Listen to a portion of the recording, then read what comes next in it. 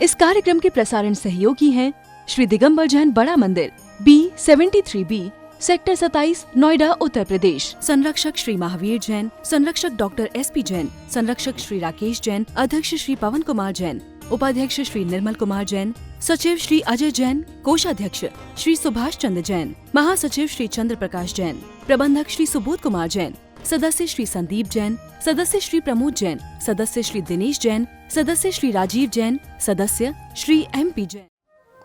आज श्री सिद्ध चक्र महामंडल विधान का कौन सा दिन है? छठवां दिन है। श्रावकों की कितनी आवश्यक कर्तव्य होते हैं? 6 आवश्यक कर्तव्य होते हैं। कौन कौन से? देव पूजा, गुरु उपास्ति, स्वाध्याय, संयम, तप और दान। इनमें से ऐसा कोई व्यक्ति है जो 6 आवश्यक कर्तव्यों को डेली करता हो? अच्छा, वाह, बड़ा पुण्य आपका। महाराज जी रोजा हार देते हो क्या? भावना से देते, लेकिन भोजन भावना से नहीं करते हो। क्या है? देव पूजा, गुरु उपास्ति। गुरु की उपासना कब होगी? जब नगर में गुरु आएंगे तो एक तो वैसे ही कम है डायरेक्ट।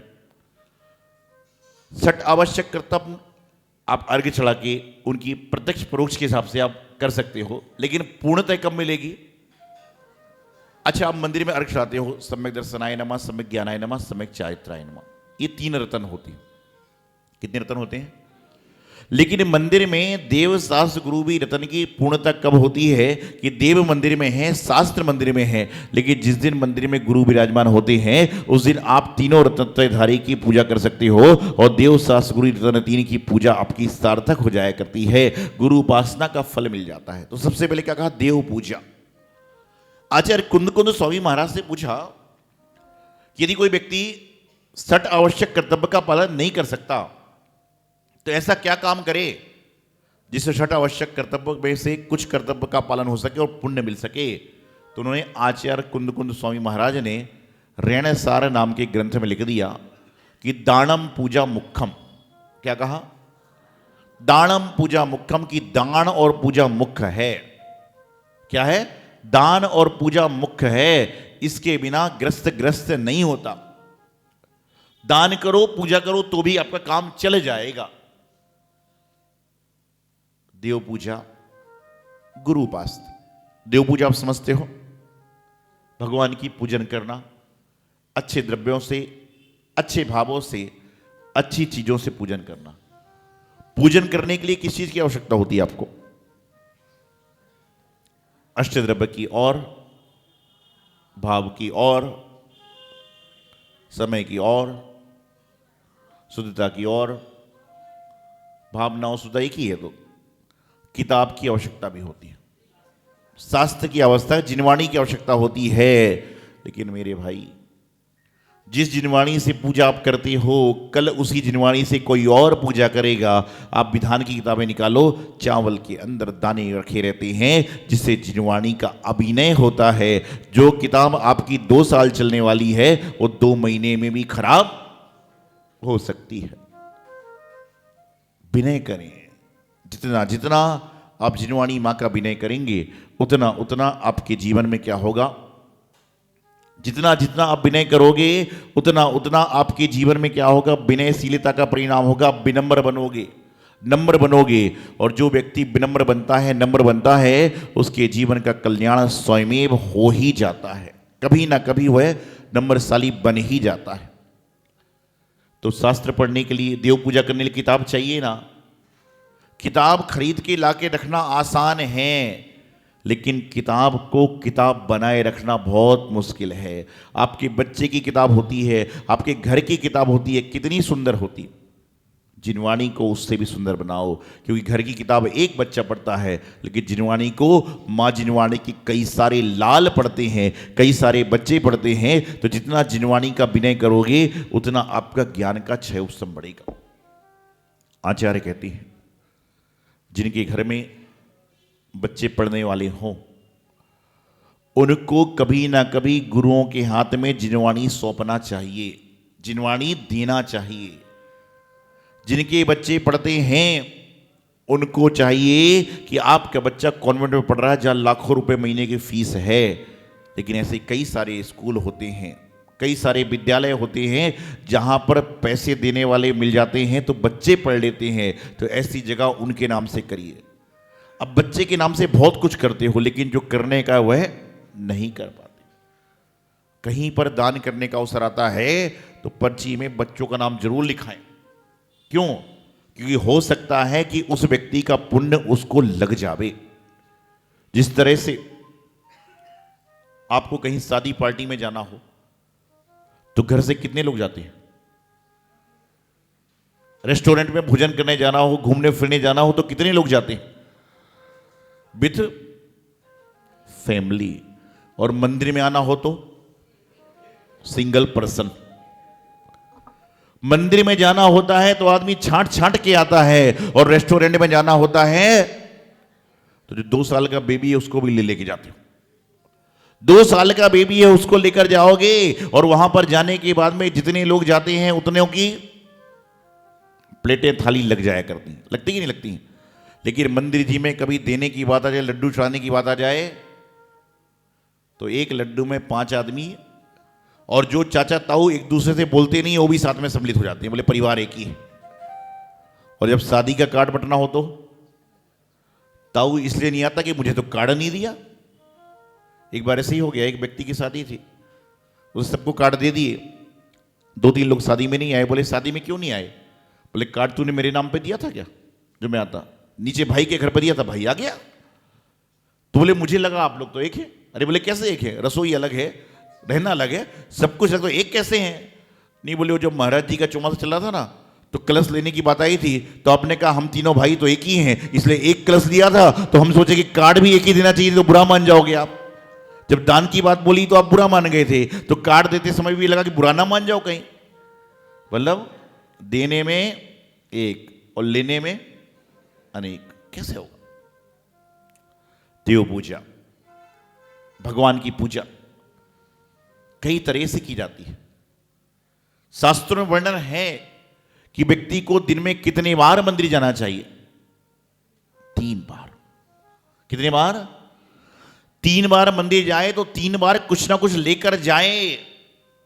तो प्रभात में जब जाए तो क्या लेकर जाए? अष्टद्रव्य लेकर जाए। मध्याह्न में जाए तो लौंग पुष्प आदि लेकर जाए, और संध्या में जाए तो दीपक लेकर जाए। कौन सा दीपक? सोने का दीप, और बच्चे क्या बोलते ना, सोने का दीप कपूर की बाती जगमग जले बाती जाती। सोने का छोड़ो, चांदी का छोड़ो, तांबी का छोड़ो, घर से लेके तो आओ मंदिर का दीपक। पंडित जी दीपक तो हमारे हैं, तो मंदिर के नहीं है। क्या है? मंदिर का दीपक, मंदिर का घी, मंदिर की बाती, और पुण्य तुमको चाहिए तो कैसे मिलेगा? हर चीज जब मंदिर की है तो आपका क्या है? ऐसे बहुत कम लोग होंगे। अच्छा, ऐसे कितने लोग हैं जो नित्य प्रति अष्टद्रव्य से पूजा करते हैं मंदिर जी में? बहुत सारे लोग होंगे। लेकिन उसमें से ऐसे कितने लोग हैं जो अपने हाथ से द्रव्य धोकर मंदिर में पूजा करते हैं? यह बहुत बड़ी बात है। पूजन करना तो सरल है, लेकिन अपने हाथ से द्रव्य धोकर पूजन करना कठिन है, क्योंकि आपको मालूम चलेगा कि द्रव्य आप धोके पूजा करोगे तो आप उसका उत्तम उत्तम उत्तम फल आपको प्राप्त हो जाएगा। लेकिन आज परिस्थिति विकट है, आदमियों को अष्टद्रव्य लगाना नहीं आता कि जल कहां रखा जाए, चंदन कहां रखा जाए, पुष्प कहां रखा जाए। बस वो तो अर्घ्यम निर्पामती स्वाहा, कितने सारे अर्घ चढ़ा दिए, पता ही नहीं बाद में क्या हो रहा। तो जीवन में प्रयास करें कि जब भी आपको अवसर मिले तो देव पूजा अच्छे भावों से करें।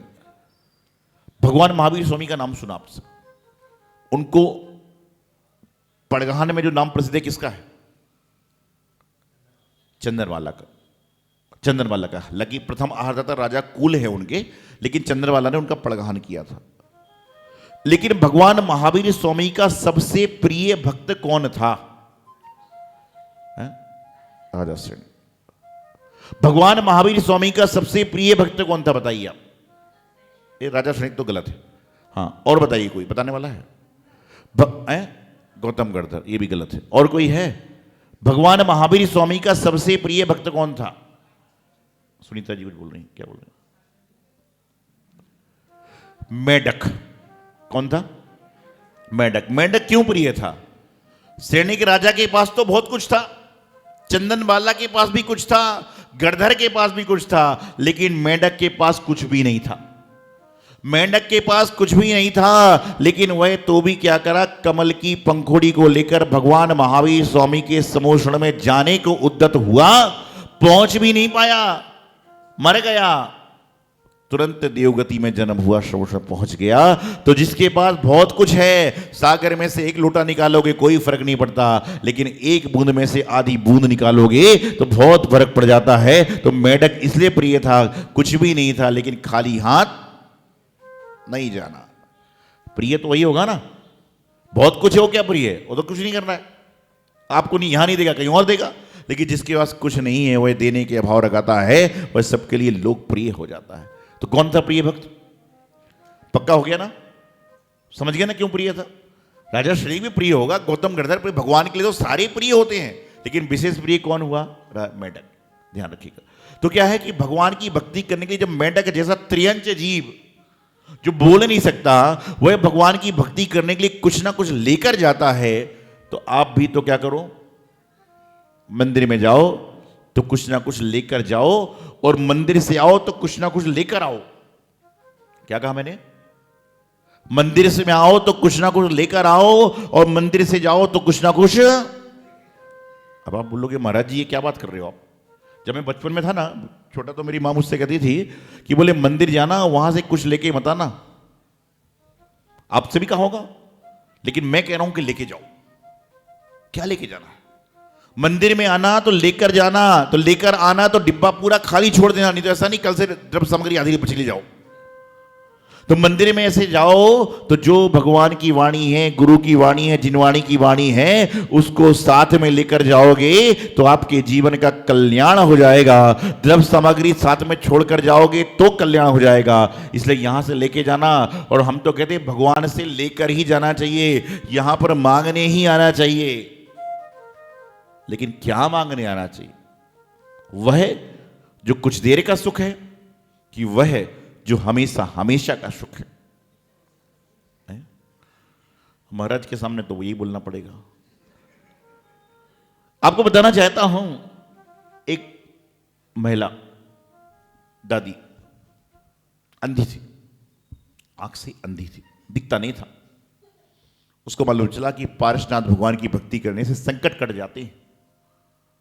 वह भगवान के मंदिर में गई और कहने लगी, भगवान मेरी 3 समस्याएं हैं।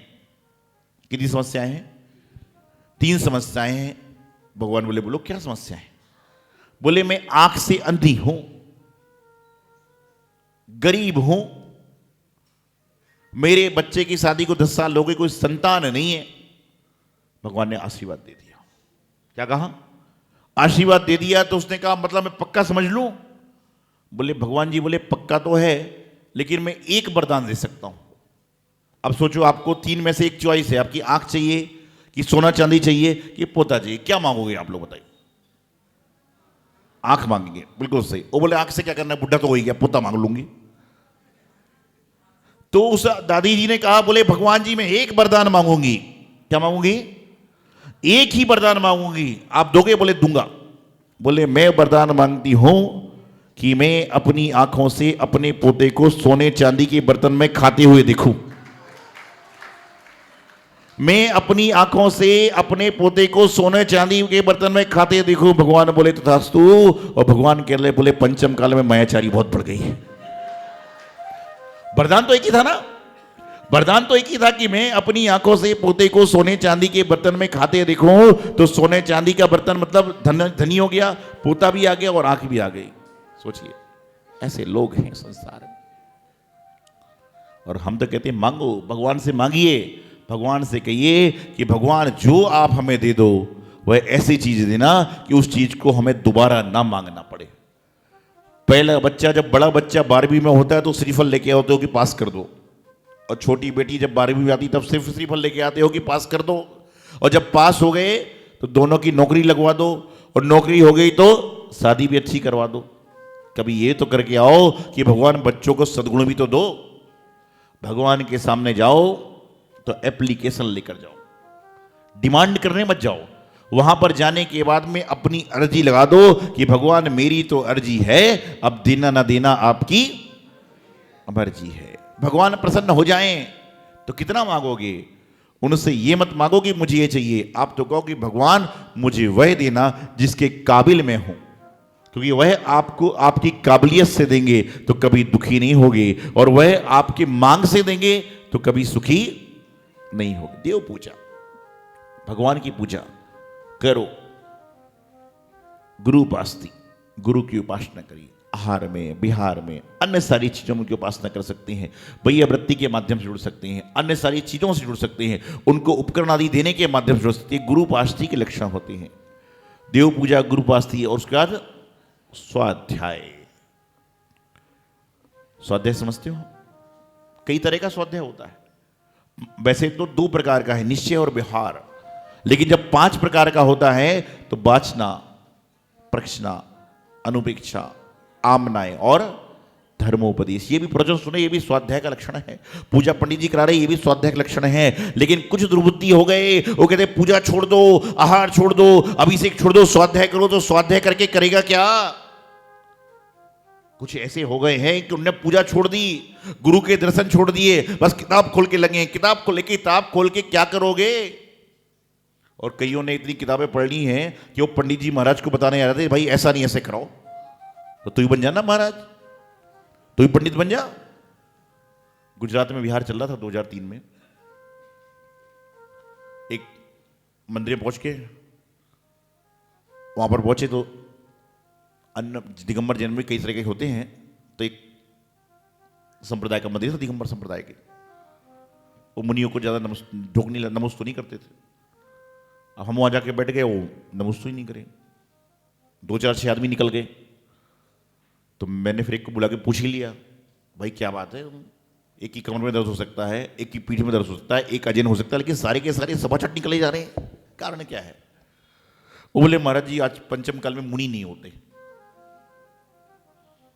मैंने कहा बड़ा आश्चर्य की बात है यार, इतने सालों पहले कोई व्यक्ति मिला।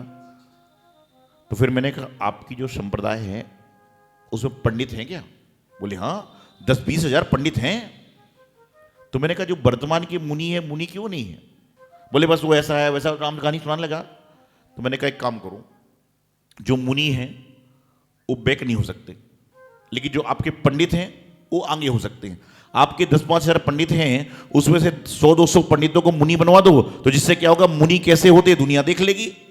इस कार्यक्रम के प्रसारण सहयोगी थे श्री दिगंबर जैन बड़ा मंदिर, B73B, सेक्टर 27, नोएडा, उत्तर प्रदेश। संरक्षक श्री महावीर जैन, संरक्षक डॉक्टर SP जैन, संरक्षक श्री राकेश जैन, अध्यक्ष श्री पवन कुमार जैन, उपाध्यक्ष श्री निर्मल कुमार जैन, सचिव श्री अजय जैन, कोषाध्यक्ष श्री सुभाष चंद्र जैन, महासचिव श्री चंद्र प्रकाश जैन, प्रबंधक श्री सुबोध कुमार जैन, सदस्य श्री संदीप जैन, सदस्य श्री प्रमोद जैन, सदस्य श्री दिनेश जैन, सदस्य श्री राजीव जैन, सदस्य श्री MP जैन।